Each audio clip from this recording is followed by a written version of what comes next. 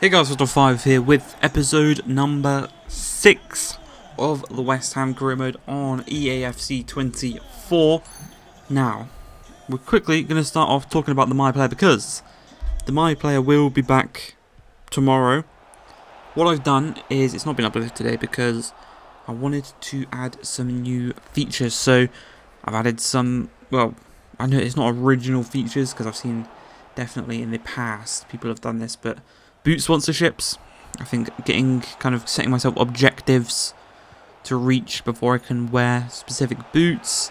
Kind of other sponsorships, brand deals, kind of in quotation marks that we'll create on like Photoshop and whatnot, and other dealings with that. So just to kind of make it a bit more interactive, a bit more fun than last year, where it was enjoyable, but there was points where it kind of maybe was a bit repetitive.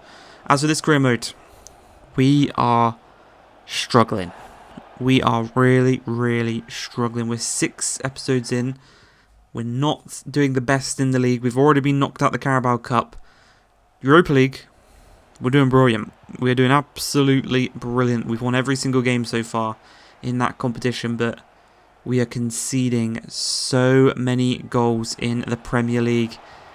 And it's not going to slow down from here. Obviously, in the previous episode, we mentioned just sticking it out on ultimate difficulty until we it evens itself out, because eventually it should. I should learn how to defend properly, and we'll stop conceding as many goals, because I feel like if we did bump it down to legendary, because we are scoring so many goals against ultimate, that will continue against legendary. Maybe we'll concede less, we'll probably win more games that we shouldn't be winning. But yeah. As for January transfers, because we are approaching the month of November, that leaves us 2 months till January, so we've got to start getting our ideas together of what we want to do. And I think what I want to do, I've got about 35 million. There's a few players I'd like to sell. One of Ben Rama or Fornals I'll probably sell. I'll probably sell one of the keepers, Fabianski or Areola, and bring in a new one. And that'll hopefully kind of get us up to maybe that 40, 45, 50 if we can sell both of them. A couple of other players, maybe Danny Ings, he's made 2 or 3 appearances in the Europa League, off the bench at best. So get some funds up and make some other signings, and a goalkeeper. Goalkeeper is the main one I want, so if you could leave some goalkeeper recommendations in the comments down below, whether it be young goalkeepers that will grow into superstar goalkeepers, because we've got time. We're not going to be competing for the Premier League anytime soon. We have time to wait and grow a goalkeeper, whether it's an experienced goalkeeper already at the high rating that might cost a little bit more. That's absolutely fine. Whether it's maybe someone like Ramsdale, who might leave in real life. Obviously, in the game, he's probably not going to leave. But in real life, he's seemingly become second fiddle to Raya. Maybe we could do a, in quotation marks again, semi-realistic. Bring him in from Arsenal, maybe on loan for 6 months or something like that. Maybe I'm not too sure. Or then maybe we could wait till next season, get Raya off of Brentford. So yeah, there's a couple of options. I think left back and right back can wait until the new season. We get a fresh new budget.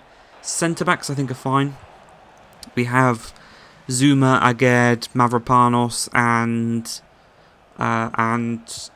Kera. I think they're all more than they're fine. They're fine.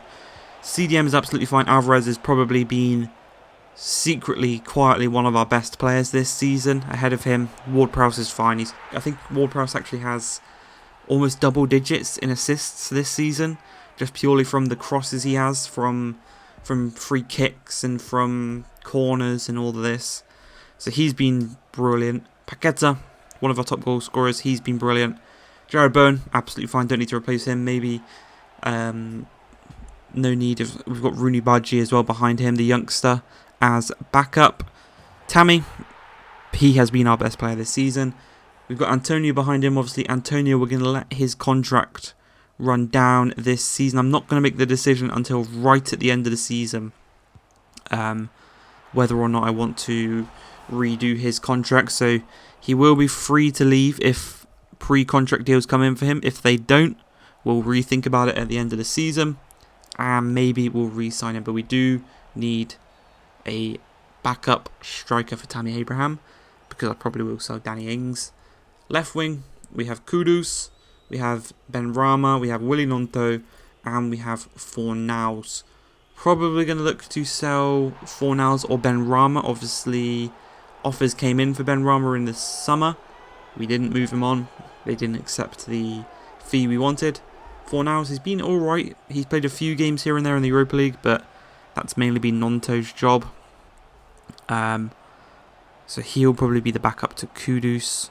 Or we could convert Nonto to be the backup striker behind Tammy and sign a new backup left winger. But that is the plan right now. Goalkeeper is our main priority because I feel like we're conceding a lot of goals because we've got Flappy Hansky in goal and Areola who can't save a shot to save his life. You can see here in this one against Brentford it's 2-2. Twice we've gone up, twice we've been pegged back. And it's a common theme, you could say. Going ahead, being pegged back. More often than not, they're taking the lead after that, and we can't continue our goal scoring. But you know, against teams like Brentford, a couple of other teams in the league, we can continue our goal scoring. And Tammy Abraham is that guy. He's got another goal to add to his tally. 74 minutes in, we're back in front. The hat trick has been secured for Tammy. It's just what you want to see. Striker coming in. Didn't need to kind of readjust himself to the league. You know, he's played in the Premier League before. He knows how physical it is. He knows what it's like to play in the Premier League, and he has come in. He's hit the ground running. He has been brilliant for us, and long may that continue. 3-2 is the score of this one, and it looks like we're going to pick up a nice little victory against actually Brentford, the team we were going to do for this career mode. I did do a test little save the day the game came out about a week ago today. I had a little test go, played a few games. Wasn't the biggest fan of the squad. Obviously there was no Ivan Toney. If Toney was still on the game, it's like they kind of added in his ban or whatever, we'd probably be doing a Brentford career mode right now, but because of him not being in the game, it was a major factor in us not picking them, as Lucas Paqueta puts the fourth and final nail in the coffin. And quite fortunately so, because Damsgaard on the 92nd minute does make it 4-3. But thankfully, that is going to be the final kick of the game, as it is all 3 points coming home with us. Tammy Abraham picking up 3 goals, bringing home the match ball with himself. And this kind of feels like a turning point in this career mode, if that makes sense. I've adjusted the custom tactics slightly. I've adjusted the instructions on some of the players. Yes, we still conceded quite a few goals in that one, obviously 3 goals. But Brentford are quite an attacking team. They are known for scoring quite a few goals. So I'm not too disappointed about that one. This one in the Europa League, literally the most boring game I've had so far on this this game so far, EAFC. 1 chance created, 1 chance scored by Antonio. It's another victory in the Europa League. I think that's 4 out of 4 now, and I think that should be basically us progressing through to the knockout rounds. If there's some kind of miracle from the other teams that sees us get knocked out, then yeah, that would be very impressive. But we are, I'd say, a point at least away from going through, but we should already be through. And you can see here, worst defensive teams in the league, 33 goals conceded. We're not even halfway through the season yet. So that needs to change. That definitely needs to change. Obviously, I've changed instructions. I've changed the custom tactics. You can't change bad defending 12 minutes in Really silly tackle. I thought he was going to turn and shoot, and I was going to block the shot with my sliding tackle. He didn't. He decided to just shield the ball. Zuma went in, took him out. Penalty scored by Taiwo Awoniyi. He was on the shortlist, actually, between him and Tammy Abraham. It was him or Tammy who I was going to sign as the new starting striker here at West Ham. Maybe he could come in and maybe we could switch to a two-striker formation. Tammy and Awoniyi up. I feel like I'm not saying it right. But them two up top, that would be insane. It would be deadly in attack. Kudus, though, does go and score what seems... I think he's maybe got 3 Premier League goals. I think he scored that nice one against Villa. I think that might maybe his second, actually. Well, he's probably got a third. That's probably his third. He's probably got one I'm forgetting in there, but he definitely scored against Villa. But that goal didn't mean anything because, like always, we conceded right after we scored. This time it is Callum Hudson-Odoi, back-to-back number 14 scoring. It's not a very common place in football. I'm just trying to shit at this point, but you can probably see in this one I went with Susek over James Ward-Prowse because I wanted to try out the two natural defensive midfielders to see if that would help us conceding less goals. You can see on your screen it clearly didn't, so Ward-Prowse is going to come straight back into the team. And I'm probably going to change formation from a 4-2-3-1, maybe to bring Paqueta back into the midfield slightly more, so maybe a 4-3-3 with the CDM, and we'll have Paqueta, Ward-Prowse as the 2 centre mids ahead of him. I think that's what I'll probably go for. Help us in the midfield a lot more. Obviously, then we'll have the DM. He'll be further back to help the defence. Maybe. It should work out. Lovely bit of skill here, though, by Lucas Paqueta. Running from deep. Plays it off to Tammy. If you put Tammy in those situations, he is going to score the goals. 3-2. We're in front for the first time in this game. And into the second half. No looking back. We want to just keep scoring goals and win this damn game. Back-to-back wins would be huge for us in this league. You know, we're struggling right now, obviously. I think we haven't been in the relegation zone, so, you know, that's a positive.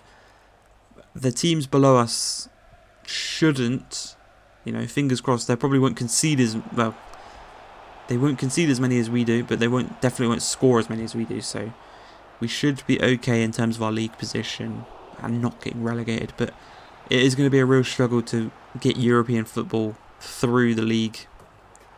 Obviously, if you win the Europa League, you do qualify for the Champions League.